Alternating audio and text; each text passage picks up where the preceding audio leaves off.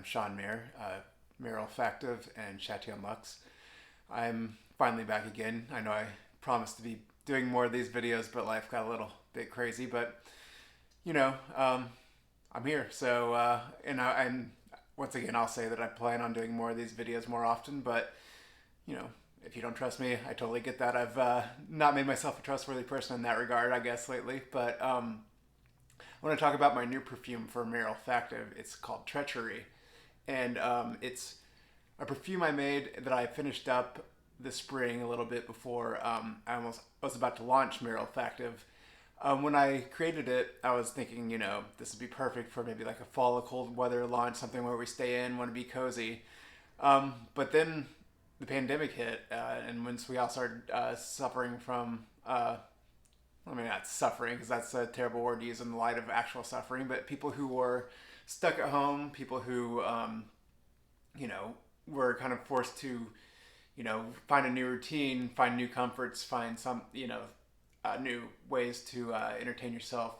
I think a lot of people like myself end up experiencing a lot of new perfumes, trying new scents.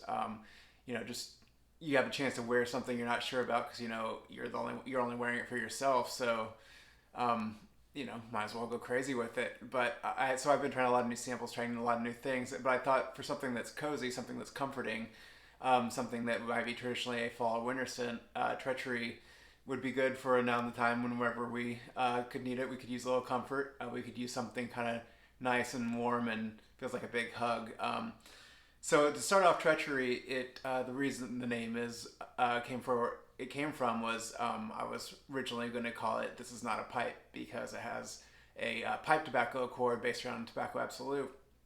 However, I found out that there was already a perfume called that, which shouldn't be surprising. But so that was taken from the painting, The Treachery of Images, and so I started thinking about the word treachery and how it is used in that regard to describe the fact that although a painted image looks like a pipe, it's not actually a pipe, it's a representation.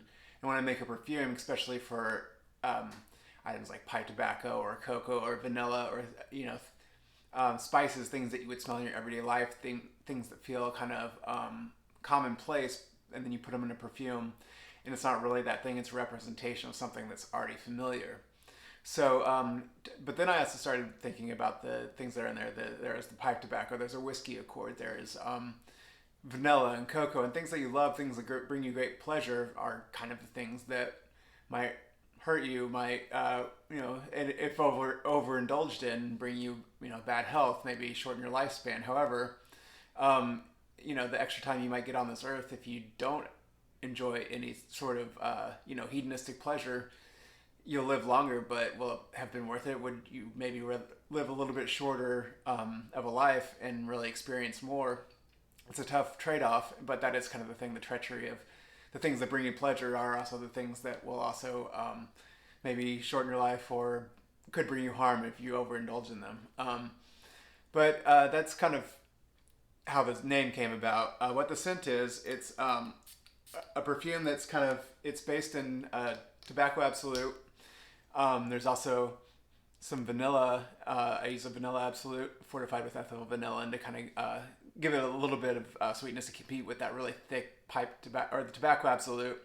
Pipe tobacco is kind of reinforced with a sweet almond accord to kind of give it that almost cherry flavor, but also that nuttiness. Also the pipe tobacco. It's also fortified by some ambergris and some ambroxan and some isoe super, things that kind of give you that woody, dusty kind of note that you get out of a tobacco, the leaf itself. And when you spray it, first you're going to get a lot more of those spices as well, especially saffron. I made a leathery saffron accord, and it kind of has the saffron forward, and also there's some IBQ. I just say that for the abbreviation because I never say these words out loud. I just write them down or type them, and sometimes I say them for the first time and realize I don't actually know how to say them, and I'll be the first to admit that. So IBQ, we'll just go with how I usually write it. Isobutylquinoline.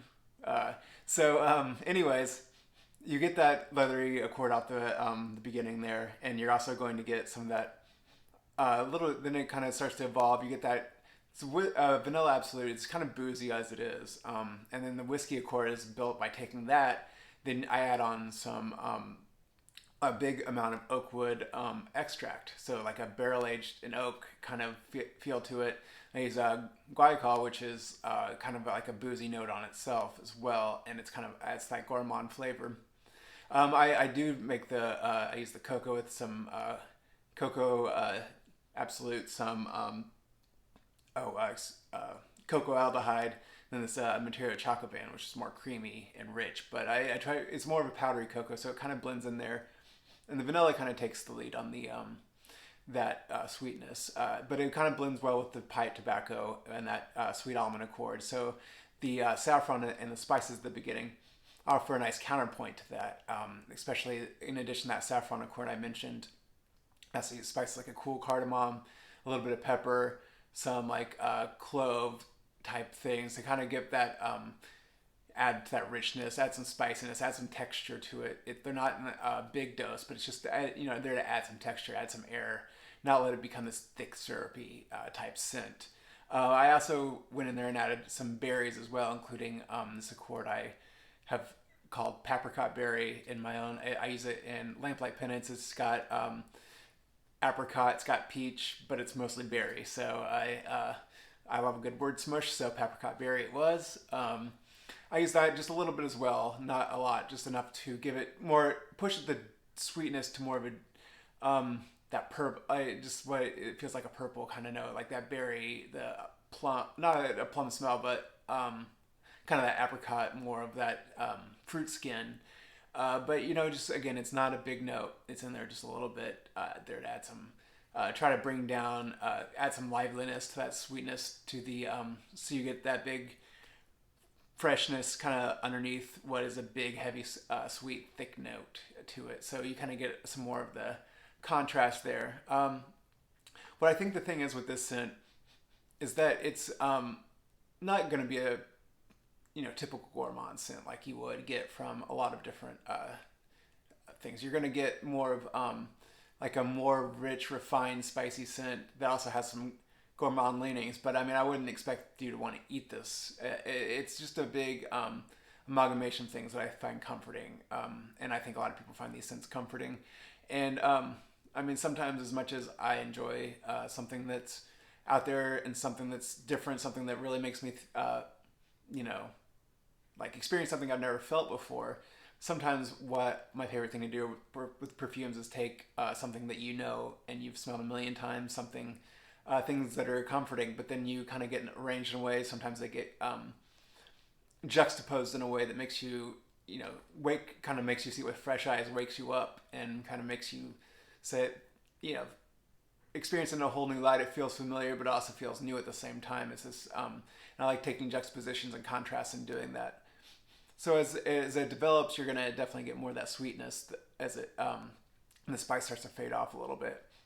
And so whenever it dries down, it goes from that big, like, it announces its presence and then it kind of just falls in there. But it's got a really great longevity. It's got a lot of musks and fixatives in there that are not really players on their own. But when I do that, those combined with the natural ambergris, which is not used in a huge dose, but enough that the excellent fixative qualities really work well in it. This becomes something that will last for quite a while. And so, whenever you get in the cold weather and you aren't radiating the body heat that you do in the summer, it'll still be something that lasts with you, something you can smell all day. At the same time, I did add enough airy quality in there and some different notes to make it so in this warmer weather, it's not a thing that's going to choke you out. It's going to be, I don't really enjoy that type of scent. I want to keep it enough that, because I run really hot. So whenever I wear something really big and thick and rich and honeyed tobacco, with vanilla, this kind of scent, it's going to be, it's just going to be too much for me in the summer. So I've been wearing it in the heat and I've been able to handle it. Like I said, I'm run very hot, and so I even have worn it on bike rides and things like that, where I'm really anything I wear, if I'm like sweating and pumping the gears and stuff like that, it's gonna be it's really gonna like get in my face. So the fact that I was able to survive it made me feel confident about releasing this summer. And so when and you can read more about this, how it's made. I really go deeper into the structure of it, what the materials are, how I used them, what their purpose was on my website, where I have these about all my scents. It's called scent-notes.com. Scent, SCENT-notes.com. And you can also find that linked from maherolfactive.com as well. But if you want to really get the nuts and bolts of how this is made, it's going to be coming out Saturday, July 18th at 12 o'clock p.m. Eastern.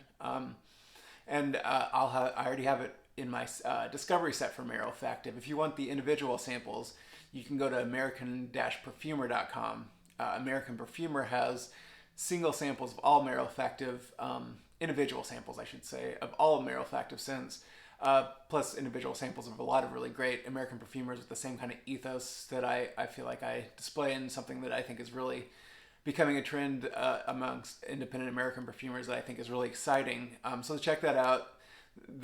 He'll have it up at noon Eastern as well, in conjunction with my release. And he also is doing a limited edition re-release of scent Bloodline by Hans Henley, and so that actually is coming out at 3 p.m. and I would recommend you check that out as well if you love a smoky cedar scent. It's the same release line that I did Madame Chateau for American Perfumer, and Bloodlines is great, and definitely check that out if you think that sounds up your alley, and look up the story because it's incredible. So anyways, yeah, definitely let me know if you have any questions. I would definitely say, definitely get a nose on it if you think it sounds interesting. Wear it and see how it works on you. I definitely make everything to be worn or structured to perform best on your body, on your skin, and not your maybe not the paper so much. I do evaluate things on paper, but when it comes down to it, if how it smells on skin is the best. So that's why I try to make samples widely available. So check it out, and let me know if you have questions. Make sure you follow me at Maher Olfactive on social media, and sign up for the mailing list if you want to, make sure you get alerted when things like this happen. I'm going to be sending out an email with this and links to everything that applicable later on today. So thanks a lot, and I'll be talking to you soon.